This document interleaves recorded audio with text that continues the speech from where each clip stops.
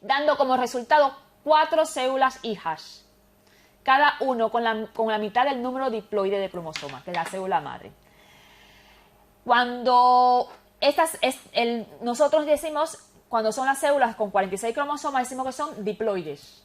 Y cuando son de 23 cromosomas, es decir, los óvulos maduros, son haploides o monoploides. Pero como más se le llama es haploides, es decir, con 23 cromosomas, con la mitad de los cromosomas. El diploide, bueno, que se representan con 2N y el haploide se representan por N. Cuando dos gametos con el número haploide de cromosomas se unen, el cigoto formado, el cigoto que es el huevo ya, el cigoto lo que quiere decir es el huevo, se forma por la unión de un óvulo con un espermatozoide. Entonces están formados por un 2N, es decir, por un núcleo con un cromosoma diploides. Esta es las fases, igual que en la mitosis, las fases de la meiosis. Solamente acuérdense que es para intervenir en la reproducción sexual.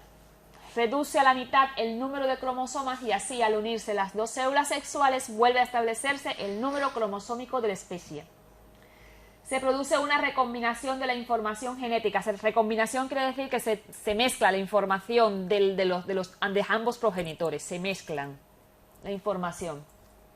Por eso aquí, al mezclarse, ven cómo tiene un trocito de, ¿me entiendes?, de otro color de la información genética de ambos progenitores. ¿Ves? Entonces, la meiosis origina una gran variación de gametos debido al entrecruzamiento de segmentos de los cromosomas homólogos. Sin más. Importante de la meiosis.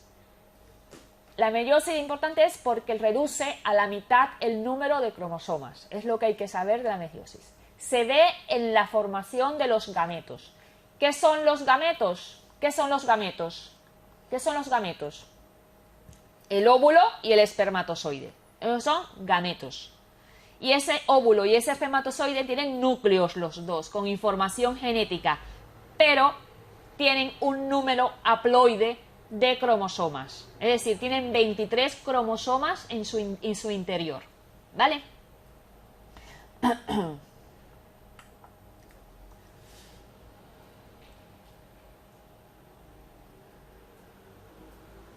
Déjame ver un momento.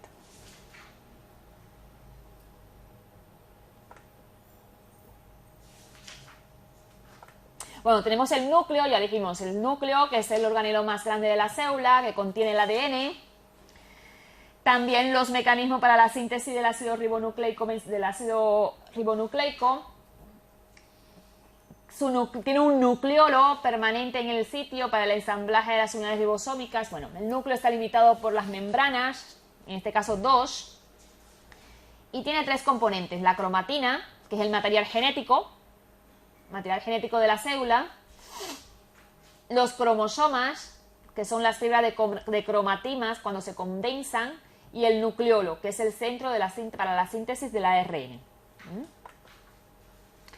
Sin más, núcleo celular se encarga de regular y dirigir el funcionamiento coordinado de todos los componentes de la célula, es como el cerebro de la célula. Es el lugar donde se almacenan los ADN y el ARN, es el sitio donde se duplica el ADN antes de la división celular, es el sitio donde se producen diferentes tipos de ARN, que ya dijimos, que luego intervienen en la producción de las proteínas. Está formado por una membrana nuclear, por un nucleoplasma. Bueno, la membrana nuclear separa el material genético del citoplasma para que no esté disperso, y eso es una importante diferencia de las células nuestras con las células primitivas. La célula eucariota de las procariotas, que es la membrana celular. También la membrana está formada por, son 2 membranas. El nucleoplasma, la función es contener proteínas, enzimas necesarias para que el núcleo efectúe sus funciones. Y en él están la cromatina, que es el material nuclear, y el nucleolo, que es donde se hace la síntesis. Esto es un núcleo de una célula de un microscopio electrónico. Y ahí ven las componentes: el núcleo, el nucleoplasma, la membrana nuclear, que es doble, y la cromatina. Esto, bueno, lo mismo, lo que estábamos diciendo hasta ahora. Esto es lo que vemos siempre en las fotos. Esas son la cromatina, las fibras de cromatinas. Las fibras de cromatinas que adentro tienen el ADN. Todo está condensado, todo está bien empaquetado, condensado, empaquetado, y forman las fibras de cromatina. En todo esto está el ADN. Sin más, porque tampoco vamos a... Cromosomas. Aquí está todo el ADN, pero si lo desenvolvemos a todos, tienes estas formas. Esta es la forma del cromosoma. Los cromosomas en realidad están formados por dos cadenas del ADN, por las cadenas de ADN, repetidas en forma de espiral, y se mantienen unidas, de forma en que un cromosoma se distingue en dos partes idénticas.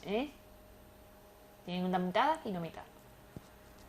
Aquí tenemos que los cromosomas filiformes, que solo aparecen cuando la célula está en división, se hacen visibles cuando la célula está en división.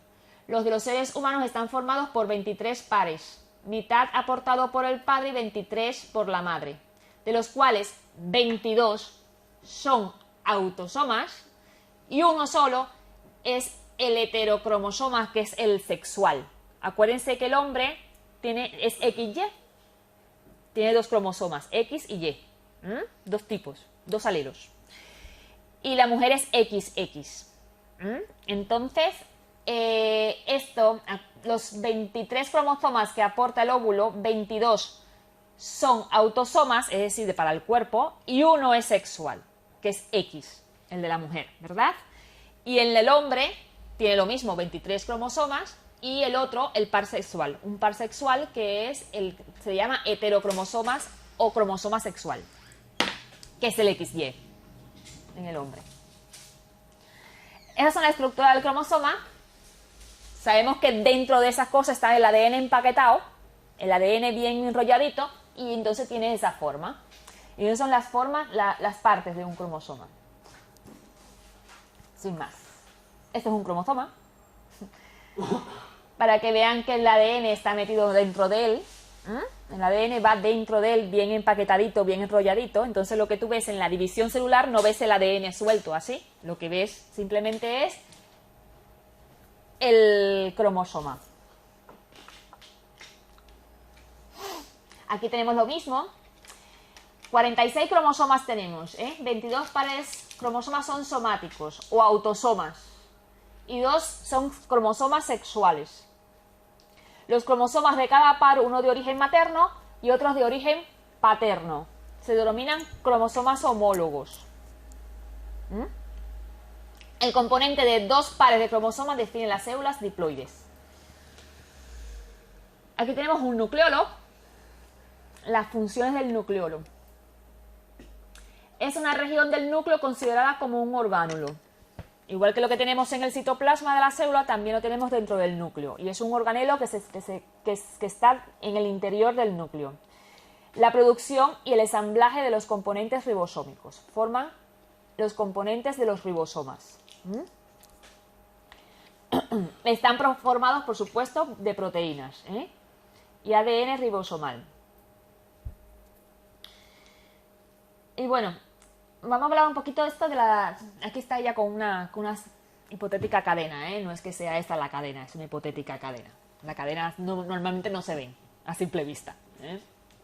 Entonces, la genética es la rama de la biología que te estudia la transmisión de la herencia. De la herencia de una generación en generación. Estudia la herencia biológica en los seres humanos.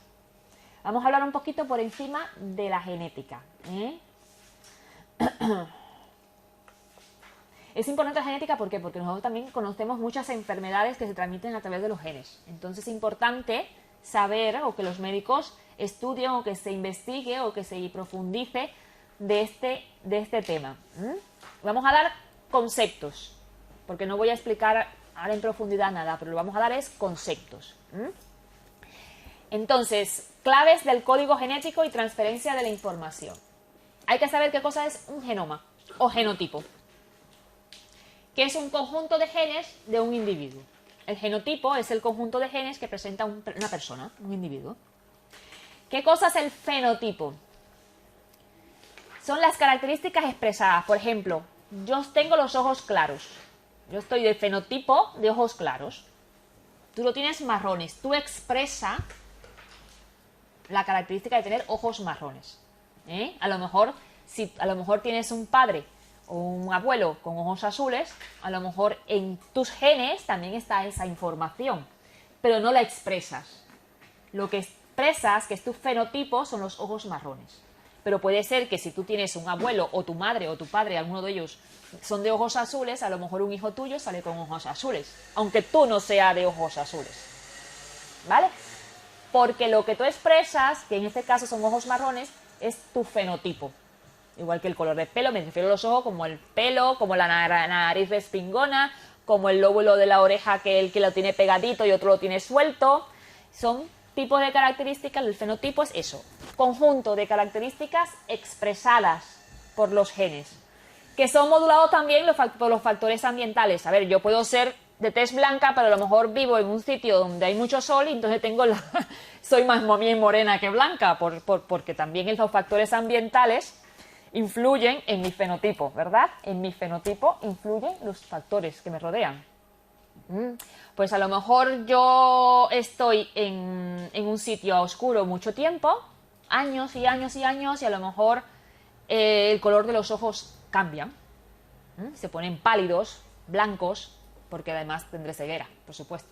Entonces esas cosas tienen que... el fenotipo es influenciado por el ambiente también. Cada gen consta de 2 alelos, que es lo que has dicho, 2 alelos, uno materno y otro paterno. Y tienen una ubicación específica en el cromosoma.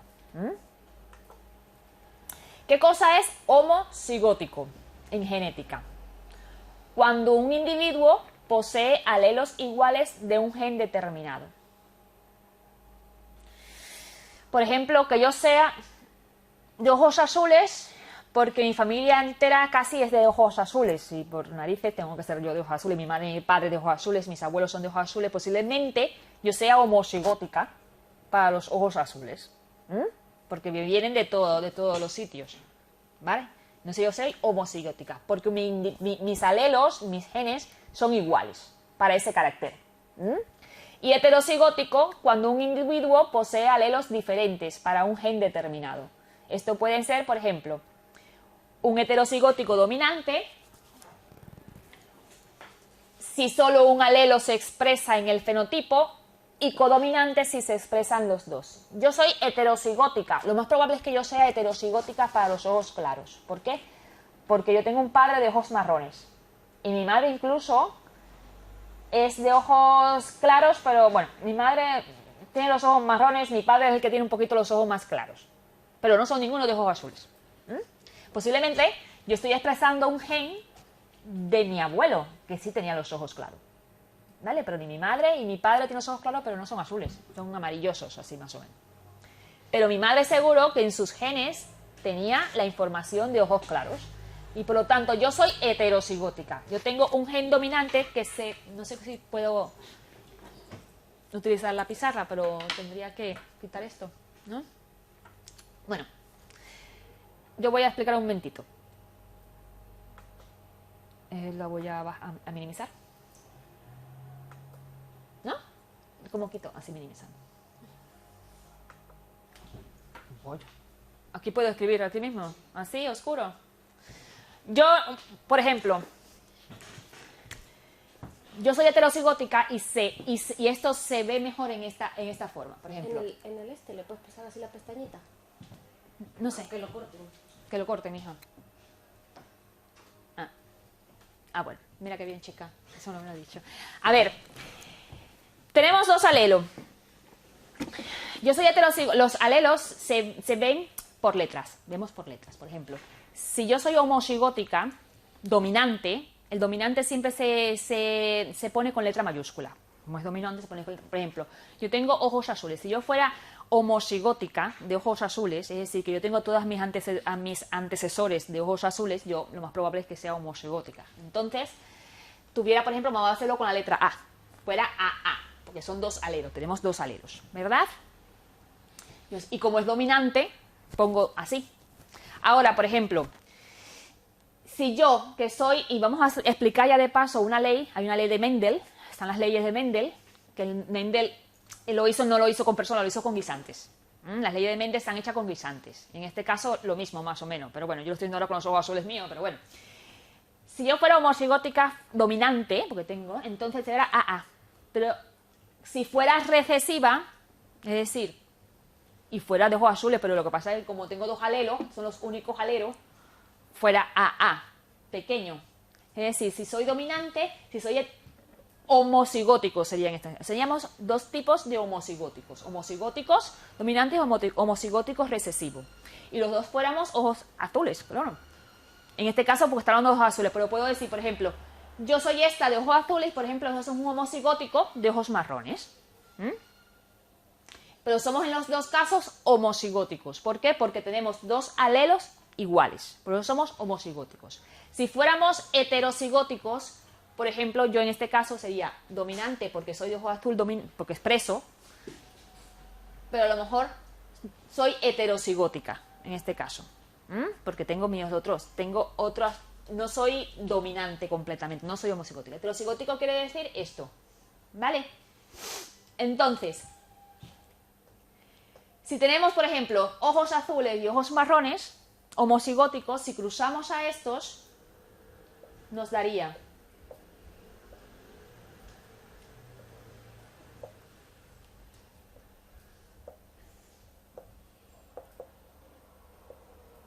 4, ¿no? Posibilidades. Pero son iguales las 4 posibilidades. La descendencia fenotípica de estos serían, todos van a expresar los ojos azules, ¿verdad? Todos los descendientes de esta pareja, si fuera, por ejemplo, hombre y mujer, que son ojos marrones, estos son ojos azules. Pero la descendencia de esto tienen un 100%, y esto es una primera ley de Mendel, un 100% de tener ojos azules. ¿A que sí? Pero la segunda ley de Mendel, ¿qué dijo? Cogió entonces esto y cruzó entonces los resultados y dijo, este heterocigótico, porque es heterocigótico, lo voy a cruzar con los dos descendientes. Y al unir esto,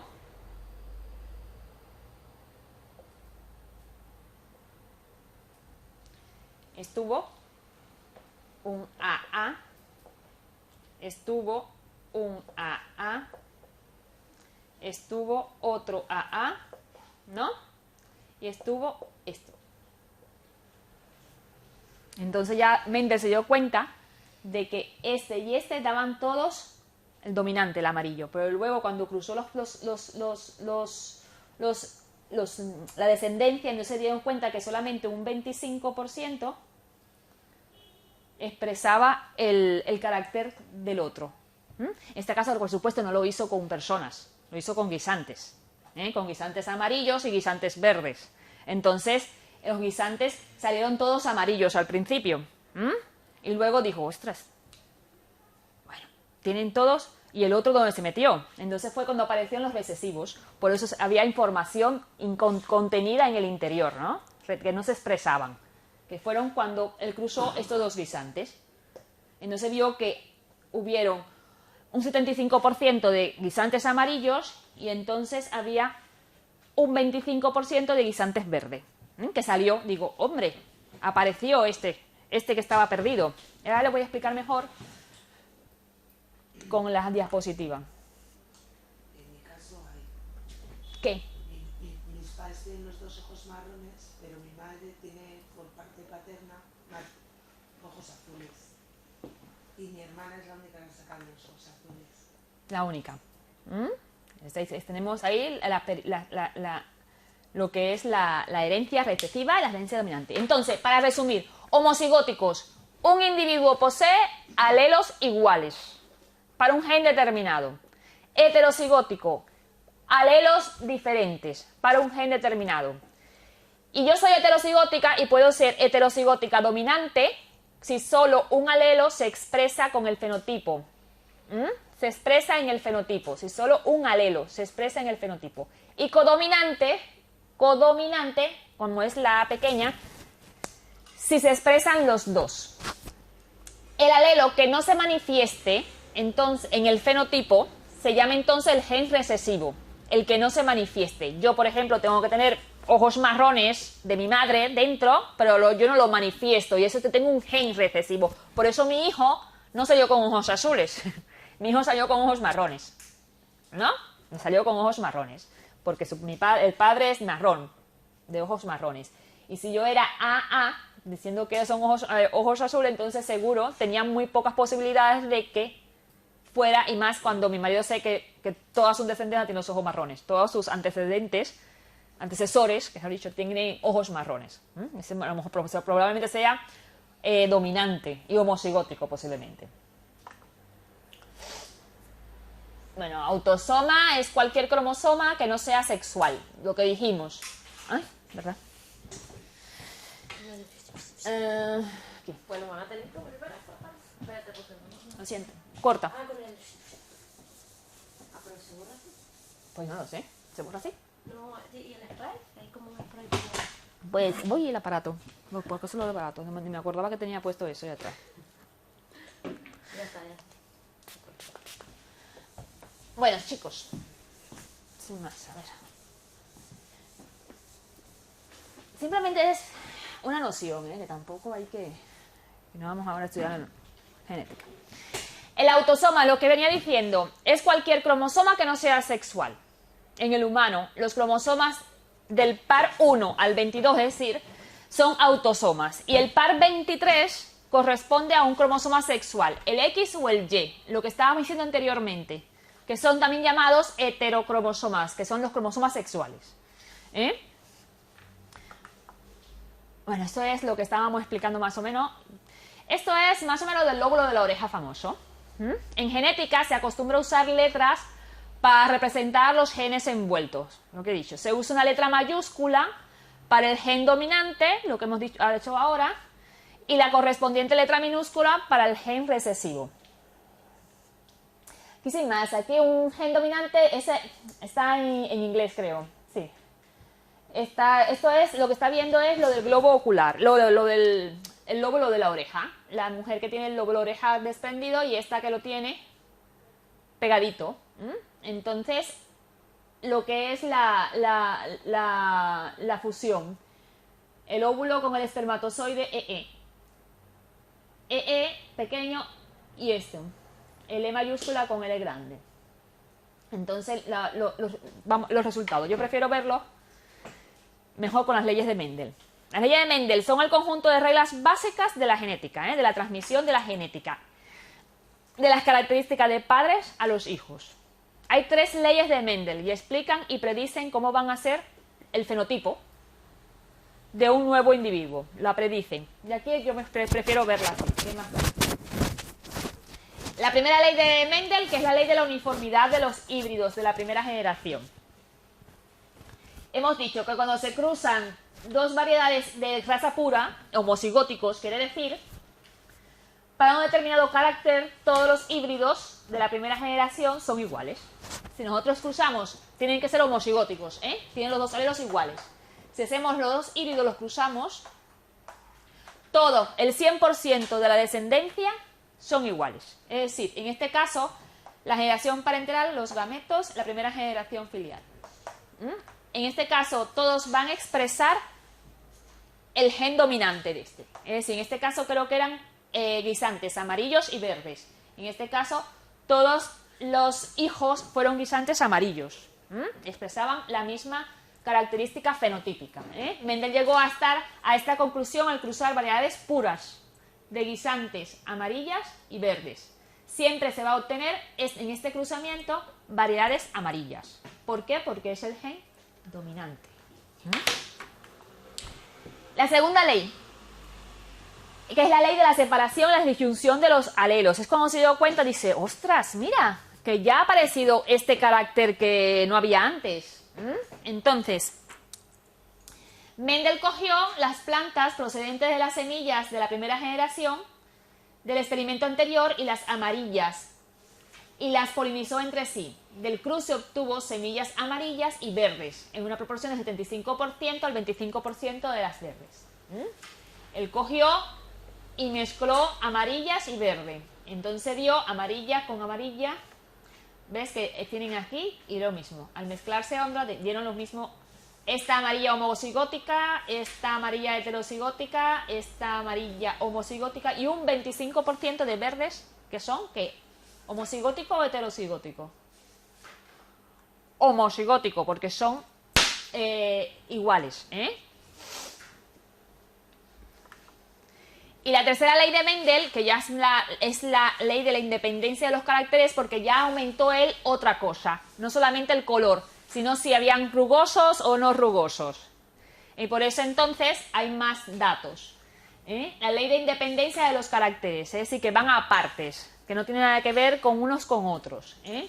Cruzó silicrantes amarillos lisos obtenidos, dieron la siguiente agregación. 9 amarillos lisos, 3 verdes lisos, bueno, 3 amarillos rugosos, un verde rugoso. De esta manera demostró que los caracteres del color, y si son lisos o si son rugosos, eran independientes una cosa de otra, que no tiene nada que ver con eso. Son genes diferentes. Vale. Y esto para el consumo de uno. Hay dos tipos de ADN también, No se piensen que el único ADN es el del núcleo. Estuvimos hablando en la clase anterior. Existe un ADN nuclear que su función, bueno, es transmitir la información genética de una generación a la siguiente por medio de un proceso de replicación, pero que también, claro, la división celular tiene que ver. Pero ahí hay otro ADN, que es el ADN mitocondrial. En las mitocondrias, que son organelos dentro de la célula, también tiene ADN. Está presente en las células conocidos como mitocondrias, en los orgánulos. El ADN mitocondrial puede ser usado para identificar individuos junto con otras evidencias. Decirle que el ADN, que las enfermedades de este tipo de ADN son siempre transmitidas por la madre, porque en el momento de la fecundación las enfermedades de este ADN, por alteración en este ADN, porque la madre es la única que aporta las mitocondrias cuando existe la fecundación, porque durante la fecundación, que ahora vamos a hablar de esto, durante la fecundación solamente penetra en el óvulo, ¿qué cosa? La cabeza del espermatozoide, ¿verdad? Es lo único que penetra. Y las mitocondrias están en la cola del espermatozoide, en el principio de la cola. Y como se decapita al espermatozoide, entonces pierde sus mitocondrias. Y entonces solamente las mitocondrias que prevalecen son la del óvulo, la de la madre. Por lo tanto, las enfermedades ligadas a este ADN son siempre de transmisión materna, porque el paterno es imposible que tenga o transmite un tipo de este tipo de enfermedades ligadas al ADN mitocondrial, ¿vale? Y es importante que el espermatozoide tenga mitocondria, porque si no, no se puede mover, porque las mitocondrias son las que le dan la energía, si no, no pueden trasladarse los espermatozoides. Así que simplemente es esto, para que vean que existe esto. Yo les doy las clases, pero no para esto, esto es la continuación de la vez pasada, no se la voy a empezar la de ahora, la de la nueva clase de ahora. Si queréis, ¿qué hora es? Un poquito. Son las 4:15. ¿Queréis un poquito de descanso? Bueno, vamos a coger un poquito de descanso para que cojan fuerza, porque para empezar de una sola vez con embriología y no terminar. ¿Vale?